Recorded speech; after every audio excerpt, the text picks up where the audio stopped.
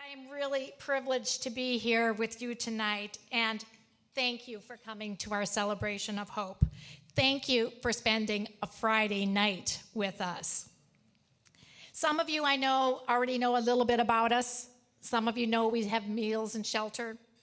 And some of you might have come out of curiosity. Someone nudged you and invited you along, or came for a good, interesting ability to learn something new.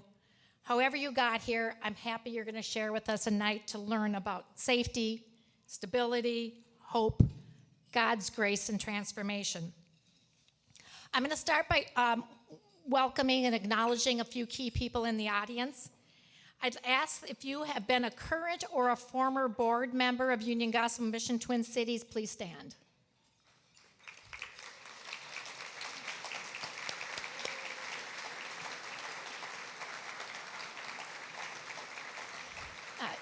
My board members are awesome. Thank you for your leadership, your dedication as volunteers, your hearts of compassion, and the strategic vision for which you provide this organization. I also would like to invite staff, both current and former staff members, who daily show God's love in everything you do. Will you please stand?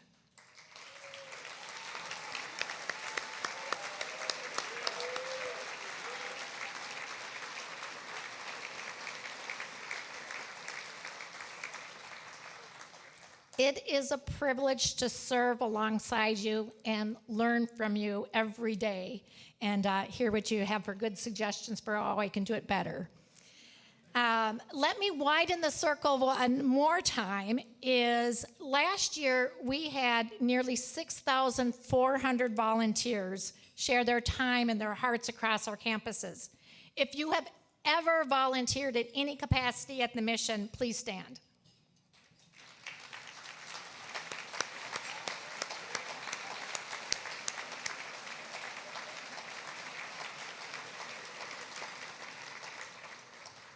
Thank you. You are part of our life-changing work. Our work can't happen without our volunteers.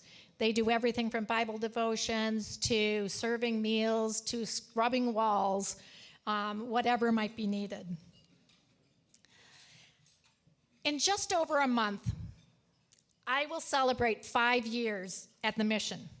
Time seems to have flown by quickly, but every day I wake up in the morning and I ask myself, are we doing enough? Are we providing the highest level of programs and outcomes? And how do we know it? The need in our community is immense. The urgency is ever present to serve more, to stand in the gap in our community, and to deepen how we serve. I recently was in a meeting with a community member, and it was clear they had done some research on me before they came in to meet me. And in fact, I know Google tells all about everybody. So they had done their Google search, and they had a quizzical look on their face, and they sheepishly said, "So you worked at United Healthcare previously, and now you're at the mission. How did that happen?" For me, the how is not nearly as important as the why. Why did I choose Union Gospel Mission Twin Cities? And I sometimes think that Union Gospel Mission Twin Cities was chosen for me.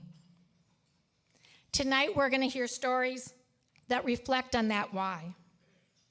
Paul's journey of sobriety, Michael, who we just acknowledged, Angel and her children, and for me, one of my inspirations has been Leo. Leo first shared his story publicly during the WCCO Radiothon. Afterwards, I got to congratulate him, and Leo said to me, "You know, Pam, I worked really hard to get this right. This is so important, and I'm so grateful for the mission." I was struck by his words. There it was, the why. Leo had trusted us with his life. In return, we offered him high-quality and proven programs that provide safety, support, and the transforming power of God's love. I had first met Leo in an in-person feedback. We call these open forums. These are gatherings when my vice presidents and it's a meaningful opportunity for us to sit down with guests and program residents and hear directly from them about how we are serving them well and opportunities to grow, or their feedback on what I could do better. Leo was one of our newest arrivals at the time. He shared, "I've only been here a week, but I already used the drop-in mental health clinic. And I got some nice new clothes." It starts with the small things. A meal, a shower, a new shirt, one that's clean without holes. Over time, I watched Leo stabilize and grow. His hair freshly cut, his demeanor changing, and he eventually moved upstairs to our Housing Plus program. He had income, he had support, he had hope. Only later did I learn that Leo had suffered from bipolar disorder. This story of Leo reminds me of the why. Why our work matters and why we must get it right and we must do it with excellence. Because the people we serve are so deeply important, and so is the mission to show and share the gospel in Jesus' unconditional love. We prepare people for life beyond addiction and homelessness. That is why last year at this event, I had shared that we have 5 key outcomes. We benchmark them locally, we benchmark them nationally. They help us measure and guide our programs. Our 5 outcomes being faith, community, well-being, income, and housing. And I'm proud to share with you today what is the impact and how do we know that we are providing excellent programs. Let me start with faith. 87% of our program residents say their relationship with Jesus Christ has grown. Community. 86% have built or regained meaningful community relationships. Well-being. 87% actively participate in their own well-being, physical, mental. Income. 65% report improved financial stability. And then ultimately, housing. 87% of our program residents transition into safe, stable housing. This is how we know we are preparing men, women, and children to stand on their own. This is transformation. Now, I'm going to be honest. I love my job, but there are days when I go home after a difficult day, and I sit down and I ask myself, why did I decide I wanted this job? And I go home, and sometimes, Joe, I think you get an earful after a difficult day, and I say, why did such and such happen today? What made today such a hard day? Why? So I'd like to share with you a few of those why oh why moments. I had a few of them this year. Like our lease was ending in a less than ideal space for our Naomi family program for our women and children. We had searched high and low and we looked at over 30 properties, trying to find something better. We wanted to continue to provide transitional housing for women and children. Last July, we moved into a new interim home. We have a wait list for women and children now. For every woman we accept, we turn away two. Families waiting for love and care. That is why we find a way to make things happen. Another one of my why oh why moments last year was this winter.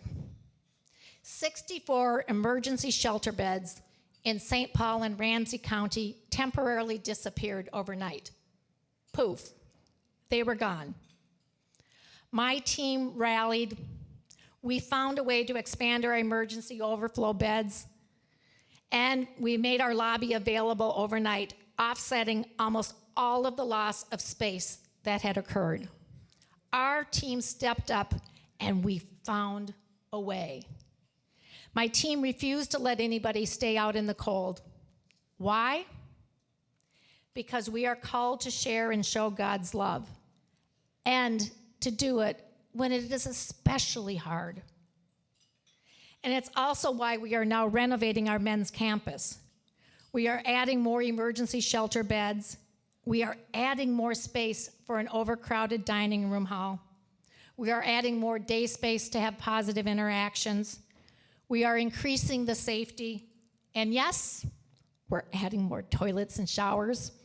I care a lot about that in this job. Never have cared so much in my life about toilets.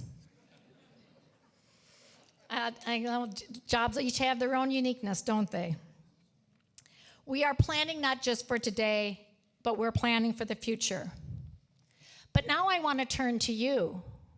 What is your why? Why are you here tonight?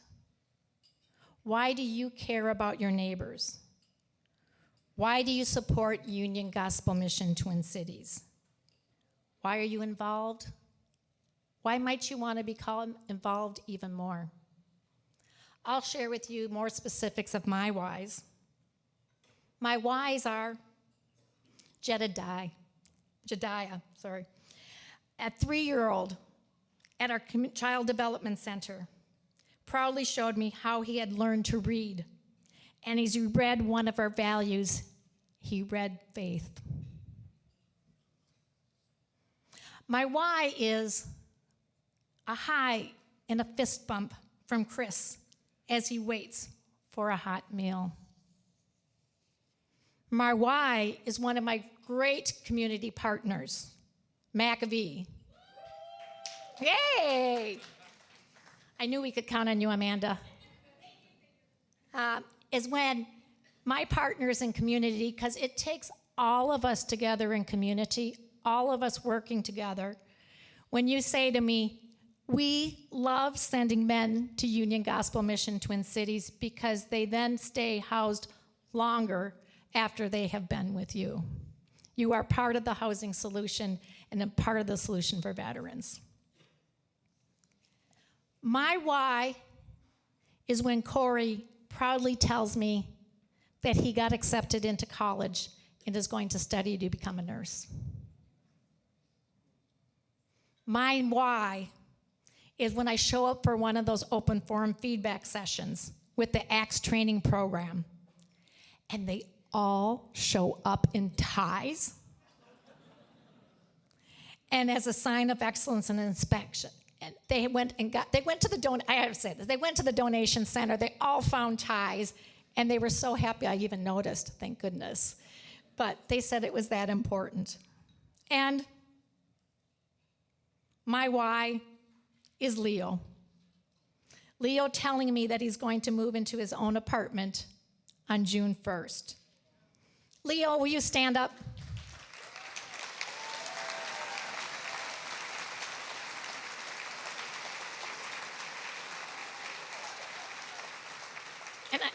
And I'll take 30 seconds. And I was giving a tour yesterday, and I ran into Leo, and Leo goes, and now look at my nice new clothes I got too. So the story it keeps coming around to the same thing. So those are my whys.